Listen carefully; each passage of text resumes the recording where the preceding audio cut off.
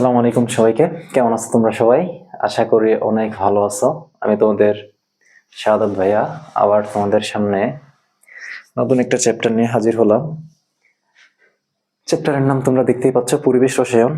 তো ইনশাআল্লাহ এই চ্যাপ্টারটা আমি একদম শুরু থেকে শেষ পর্যন্তই তোমাদেরকে পড়াবো, এবং তুমি যদি আমার সাথে থাকো, তুমি এখান থেকে এইচএসসি বলো বা অ্যাডমিশন বলো, কোনো জায়গায় তোমার কি এই চ্যাপ্টার নিয়ে আর টেনশন করতে হবে না। আমি এমনভাবেই পড়াবো, এবং প্রতিটা টপিক শেষে আমি প্রশ্নগুলো দেখাই দিব, প্রশ্নগুলো সলভ করাবো। যেহেতু অনলাইন, আমার কাছে সুযোগ আছে প্রশ্ন সলভ করানোর।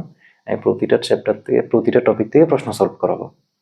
তো তোমার কাজ হবে কি, শুধু ধৈর্য ধরে আমার সাথে ক্লাসগুলো করা, এবং ওই যে ক্লাস শেষে 30 মিনিট রুল, আর আমি যেই প্রশ্নগুলো সলভ করাবো এগুলো নিজে আবার সলভ করা, বা তুমিও বেশি বেশি প্রশ্ন কি করা, সলভ করা। তো কথা না বাড়িয়ে চলো আমরা শুরু করি। এই অধ্যায়ে পরিবেশ রসায়ন শুরুতেই যে টপিকটা আছে সেটা হচ্ছে বায়ুমণ্ডল। বায়ুমণ্ডল যে আমরা তো পৃথিবীতে আছি, তাই না? তো ধরো তুমি যদি পৃথিবীতে থাকো, এটা যদি হয় তোমার পৃথিবী, এই যে এটা যদি হয় পৃথিবী, এই পৃথিবীর চারপাশে, এই পৃথিবীর একেবারে চারপাশে ঘিরে রেখেছে আমাদের কি বায়ুমণ্ডল, ঠিক আছে? এর চারপাশে ঘিরে রেখেছে এরকম একটা কি বায়ুমণ্ডল। অর্থাৎ বলা যায় যে আমরা মানুষরা এই বায়ুমণ্ডলের সাগরের মধ্যে আমরা কি আছি, ডুবে আছি। তাহলে দেখো, এই বায়ুমণ্ডল আছে বলেই পৃথিবীতে কি জীবের কি আছে, আবাস আছে, বা জীবের বাসস্থান সম্ভব হয়েছে। বা অন্যান্য জায়গায় এরকম বায়ুমণ্ডল নাই বলে, অন্যান্য গ্রহ উপগ্রহতে, তাই ওখানে কোনো কি জীবের অস্তিত্ব আমরা এখনো পর্যন্ত খুঁজে পাই নাই। তাহলে পৃথিবীতে বসবাসের জন্য মেইন একটা যে জিনিস সেটা হচ্ছে বায়ুমণ্ডল। এই যে তুমি চিন্তা করো, তুমি নিঃশ্বাস না নিয়ে কতক্ষণ বেঁচে থাকতে পারবা? 1 মিনিট, 2 মিনিট, তার থেকে বেশি পারবা? তাহলে আমরা এই নিঃশ্বাস নিই কিন্তু বায়ুমণ্ডল থেকে, ঠিক আছে? তো এই বায়ুমণ্ডল জিনিসটাকে আমি তোমাদের জন্য লিখে রেখেছি, দেখো। পৃথিবীকে ঘিরে পৃথিবীকে ঘিরে বায়ুর যে নিরবচ্ছিন্ন আবরণ আছে তাকে বায়ুমণ্ডল বলে। তাহলে পৃথিবীকে ঘিরে বায়ুর যে নিরবচ্ছিন্ন আবরণ আছে তাকে আমরা কি বলবো? বায়ুমণ্ডল বলবো।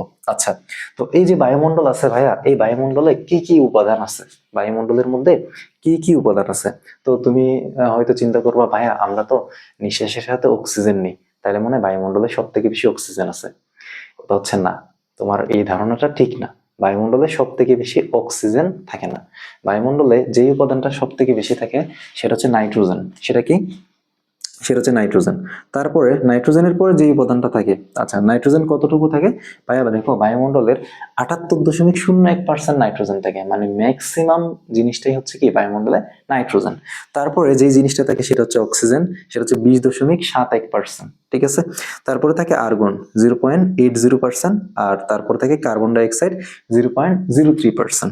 আর অন্যান্য যে গ্যাসগুলো সেগুলো হচ্ছে 0.45%। তো এই জিনিসটা একটু চোখ বন্ধ করে তুমি নিজে নিজে বলার চেষ্টা করো।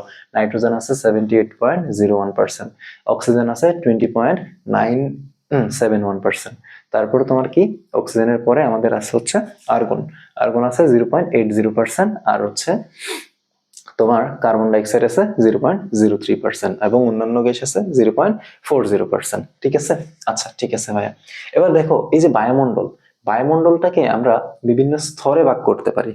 হ্যাঁ, বায়ুমণ্ডলকে বিজ্ঞানীরা তোমার এই কি পড়াশোনার সুবিধার্থে কয়েকটা স্তরে ভাগ করছেন, ঠিক আছে? তো তার মধ্যে কি কি স্তরগুলোর নাম কি ভাইয়া যদি বলি, দেখো, এই যে প্রথম যে স্তরটা সেটাকে বলা হয় ট্রপোস্ফিয়ার।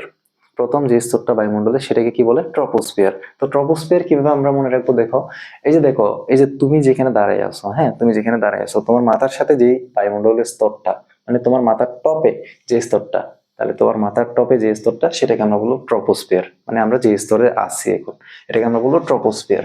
সো এটা কতটুকু পর্যন্ত? 0 থেকে 15 কিলোমিটার পর্যন্ত আমরা যেখানে আছি সেটা হচ্ছে কি ট্রপোস্ফিয়ার। এরপর হচ্ছে স্ট্র্যাটোস্ফিয়ার। তাহলে দেখো, এটা 15তে শেষ হয়েছে, এটা 15তে শুরু, 15 থেকে 50। তারপরে যে স্তরটা সেটাকে আমরা বলবো মেসোস্ফিয়ার। দেখো, এটা 50 শেষ, এটা 50 শুরু, 50 থেকে 85।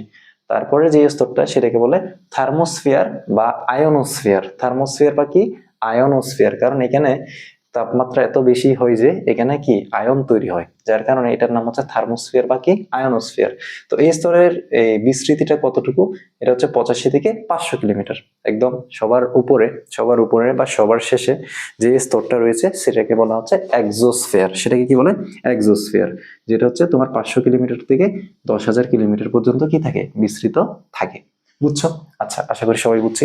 তারপরে আমাদের যদি বলি ভাইয়া, পরীক্ষায় এখান থেকে কি আসতে পারে, যে পরীক্ষায় আমাদের এই দুটো স্তর থেকে বেশি প্রশ্ন করে, যে ট্রপোস্ফিয়ার এবং কি স্ট্র্যাটোস্ফিয়ার। এই কারণে ভাই এখানে তোমার জন্য লিখে রেখেছি, দেখো তাহলে ট্রপোস্ফিয়ারটা কত? 0 থেকে 15 কিলোমিটার পর্যন্ত বিস্তৃত। তাহলে দেখো এটা সব থেকে নিচের স্তর। এই যে আমরা যে স্তরে আছি, তাহলে আমরা তো সব থেকে নিচেই আছি, আমরা তো ডুবেই আছি। তাহলে এটা হচ্ছে সব থেকে নিচের স্তর।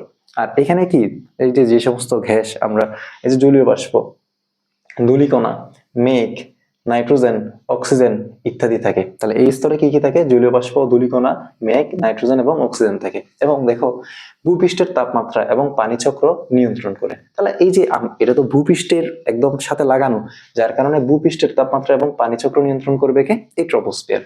এবার দেখো উচ্চতা বৃদ্ধির সাথে সাথে তুমি যদি ট্রপোস্ফিয়ার থেকে উপরের দিকে যাও, ট্রপোস্ফিয়ার থেকে আস্তে আস্তে উপরের দিকে যাও, যেমন ট্রপোস্ফিয়ার 0 থেকে শুরু করে 15 পর্যন্ত না, তুমি 1 কিলোমিটার 2 কিলোমিটার এভাবে উপরের দিকে যাও, তাহলে দেখা যায় যে তাপমাত্রা উচ্চতা বৃদ্ধির সাথে সাথে তাপমাত্রা কি পাই? কমে বা হ্রাস পায়। তাপমাত্রাটা কি পায়? হ্রাস পায়। এখন তোমার মাথায় প্রশ্ন আসতে পারে, ভাইয়া তাপমাত্রা বৃদ্ধির সাথে সাথে উচ্চতা বৃদ্ধির সাথে সাথে তাপমাত্রা কিভাবে হ্রাস পায়? আবার আমরা তো যত উপরের দিকে যাব, সূর্যের তত কাছাকাছি যাব না, তাহলে আমার তাপমাত্রা বাড়ার কথা না? কথা হচ্ছে ভাইয়া না। এটার কারণ হচ্ছে তুমি ভূপৃষ্ঠ থেকে যত উপরের দিকে যাবা, তো ওখানে তোমার যে ভারী গ্যাসগুলো আছে, ভারী গ্যাস যেমন হচ্ছে এই যে জলীয় বাষ্প, কার্বন ডাইঅক্সাইড, জলীয় বাষ্প, হ্যাঁ, এই গ্যাসগুলো আস্তে আস্তে কি করতে থাকবে? কমতে থাকবে। তুমি যত উপরে যাবা, এই যে জলীয় বাষ্প কিন্তু ভারী গ্যাস, তারপর কার্বন ডাইঅক্সাইড এটাও একটু ভারী, এটা হচ্ছে 44, যার হচ্ছে আণবিক ভর, ঠিক আছে, এগুলো হচ্ছে ভারী। তো তুমি যত উপরে যাবা, ভূপৃষ্ঠ থেকে যত উপরে যাবা, তত এই গ্যাসগুলো কমতে থাকবে। আর এই গ্যাসগুলা কি করে জানো?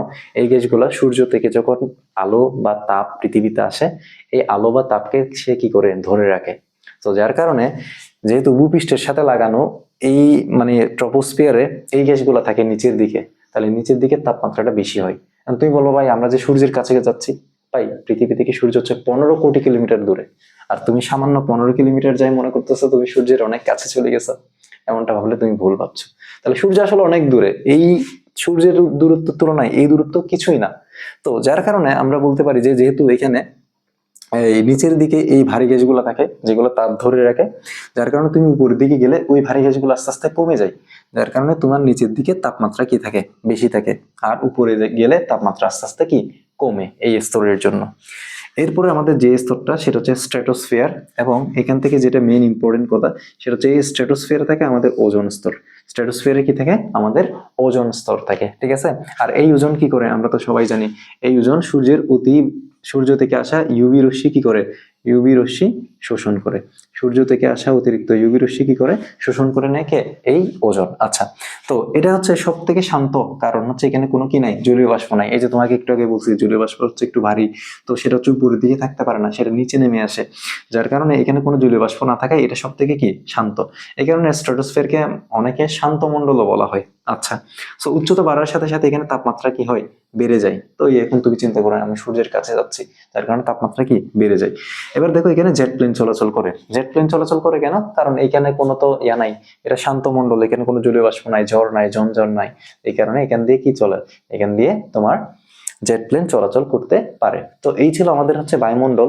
তো বায়ুমণ্ডল টপিকটা আমি ভাবছিলাম আমি পড়াবো না, কারণ হচ্ছে এটা দেখো এখানে আমার পড়ানোর কিছু নাই, আমি জাস্ট নোটটা তোমাদেরকে বলে দিলাম, ঠিক আছে। তো এটা আমার পড়ানোর ইচ্ছা ছিল না, তো আমি এই আদর্শ গ্যাসের সূত্র থেকে শুরু করতে চেয়েছিলাম, পরে ভাবলাম কেন আমি একটা টপিক পড়াবো না, তো এটাও তোমাদেরকে পড়াই দিই। তো এইটুক তোমরা আশা করি বুঝছো। তো এখন আমরা শুরু করব গ্যাসের সূত্রসমূহ।